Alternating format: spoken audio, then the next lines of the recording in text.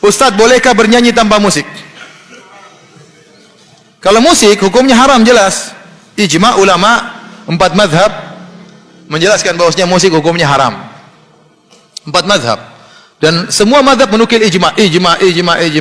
Sepakat ulama. Dan kita tahu di antara sumber hukum Islam selain Al-Quran dan Sunnah adalah ijma. Kemudian datang sebagian ulama seperti Ibnu Hazm Al-Andalusi ya, menyatakan hadis tentang haramnya musik dhaif, tapi dia salah. Pertama, terlalu banyak ahlul hadis yang lebih faqih tentang hadis daripada dia menyatakan hadisnya sahih dalam Sahih Bukhari. Dia mendhaifkan. Yang kedua, dia menyelisih ijma. Telah muncul ijma sebelum dia lahir tentang haramnya apa? Musik.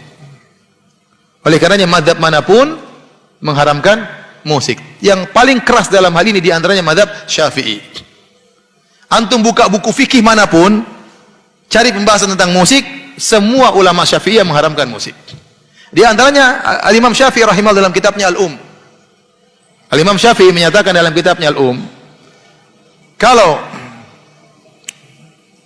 ada seorang merampok atau mencuri alat musik, maka orang ini tidak boleh dipotong tangannya. Kenapa? Karena dia mencuri sesuatu yang haram. Hukumnya sama seperti orang mencuri khamar atau orang mencuri babi, kata Imam Syafi'i. Kalau ada orang mencuri khamar, tidak boleh dipotong tangannya karena dia mencuri barang yang haram.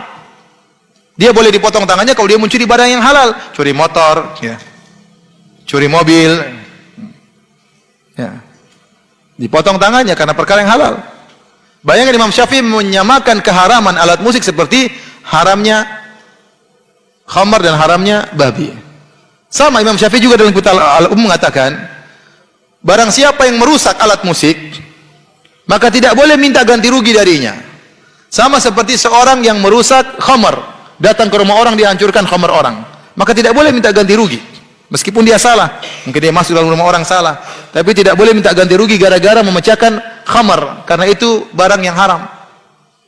Di sini lagi Imam Syafi'i menegaskan keharaman alat musik seperti haramnya khamar dan haramnya babi. Bahkan yang paling keras adalah Ibnu Hajar Al-Haytami, salah seorang ulama besar dari mazhab Syafi'i yang dijadikan patokan ulama Syafi'iyah mutaakhirin. Dia mengatakan, dia punya buku judulnya Az-Zawajir an Iktirafil Kabair, tentang larangan terhadap dosa-dosa besar. Dia sebutkan dosa besar pertama, dosa besar kedua, terus sampai pada dia sebutkan dosa besar sekian, yaitu mendengarkan alat musik, menyamainkan alat musik. Dia sebutin, dia anggap memainkan alat musik adalah dosa besar. Ada khilaf di kalangan orang ulama Syafi'iyah, apakah memainkan alat musik dosa besar atau dosa kecil. Namun yang rajih adalah dosa besar, sebagaimana dirajihkan oleh Ibnu Hajar Al-Haytami. Makanya saya katakan musik hukumnya haram, ya. Makanya saya heran ada sebagian dai-dai di tanah air kita yang mengaku bermadzhab Syafi'i, bahkan menyuruh orang untuk bermadzhab Syafi'i, bahkan mencela orang yang tidak bermadzhab. Tapi kalau sudah bicara musik, dia tinggalkan madzhab Syafi'i. Benar, dia tinggalkan madzhab Syafi'i. Tidak ada satu madzhab pun yang dia pakai. Madzhab Syafi'i enggak, madzhab Hambali enggak, madzhab Hanafi enggak, madzhab Maliki enggak. Kenapa? Semuanya musik haram. Padahal dia mendengung-dengungkan harus madzhab Syafi'i. Begitu masalah musik, dia tinggalkan madzhab Syafi'i. Enggak tahu kenapa. Ini hukum musik. Nah, bagaimana dengan nyanyian tanpa musik? Maka Imam Syafi'i juga menjelaskan nyanyian tidak sama dengan musik, ya. Hukum nyanyian, ya, boleh kalau terlalu banyak menjadi makruh selama tidak pakai alat musik. Hukum asalnya boleh. Adapun dalam ayat Al-Qur'an, wa minan nasi may yashtari lahwal hadits liyudhilla an sabilillah, dalam surat Luqman, di antara manusia ada yang memberi perkataan yang sia-sia untuk menyesatkan manusia. Ibnu Mas'ud mengatakan, wallahi demi Allah innahu lagina, sungguhnya itu adalah nyanyian. Para ulama menjelaskan nyanyian tersebut bukan nyanyian tanpa musik, sebagaimana dijelaskan oleh Ibnu Rajab Al-Hambali dalam Fathul Bari karangan Ibnu Rajab. Fathul Bari ada dua, Fathul Bari Ibnu Hajar, Fathul Bari Ibnu Rajab. Kenapa disebutkan nyanyian? Maksudnya nyanyian yang disertai dengan alat musik, karena di zaman Ibnu Mas'ud banyak orang-orang Romawi masuk Islam, orang-orang Persia masuk Islam, dan mereka sering nyanyi dengan alat musik.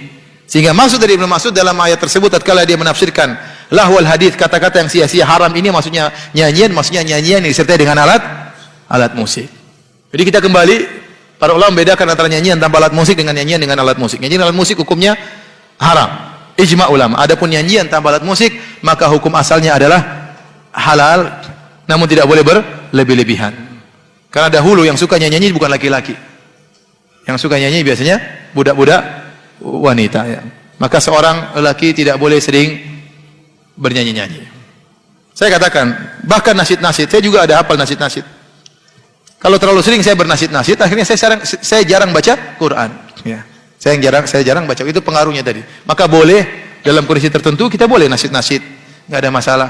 Tapi jangan berlebih-lebihan. Selama isinya baik dan tidak melanggar syariat. Wallahu a'lam bishawab.